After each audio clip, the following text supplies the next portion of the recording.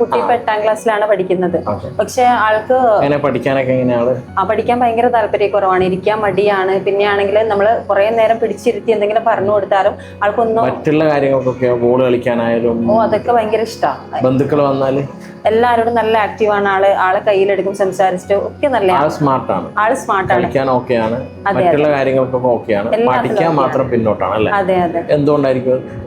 അതിനൊരു സൊല്യൂഷന് വേണ്ടിയാണ് സാറിന്റെ അടുത്ത് വന്നിട്ടുള്ളത്. ഓക്കെ. പഠിക്കാൻ പിന്നോക്കം നമ്മൾ പൊതുവെ രക്ഷിതാക്കളെ ചിന്തിക്കുക അവൻ കരുതി കൂട്ടി പഠിക്കാത്തതാണെന്നുള്ളതാണ്. അതെ അതെ, അങ്ങനെയാണ് എപ്പോഴും പ്രശ്നമാണ്. അങ്ങനെ വീട്ടിലെപ്പോഴും അങ്ങോട്ടും നമ്മൾ അവനോട് പറയുന്നു, അങ്ങോട്ട് തർക്കിക്കുന്നു, പിന്നീട് നമ്മൾ മടിയനാന്ന് പറയുന്നു, അല്ലെ സ്കൂളിൽ നിന്നും അങ്ങനെയാണ് പറയാം.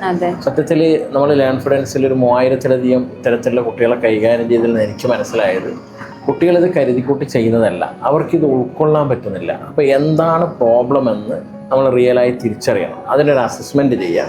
അതിനുശേഷം റെമഡിയൽ ട്രെയിനിങ് കൊടുത്താൽ മതി.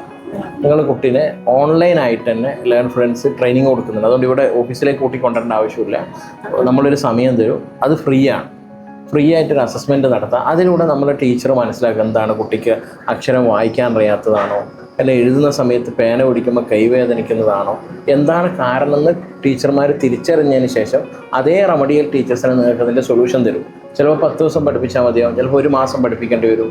ചില സമയത്താണെങ്കിൽ ഇന്ന സബ്ജക്റ്റാണ് പഠിപ്പിക്കേണ്ടത്, എല്ലാം ടീച്ചർമാർ തിരിച്ചറിഞ്ഞ് അവർ അതിൻ്റെ സൊല്യൂഷൻ തരും.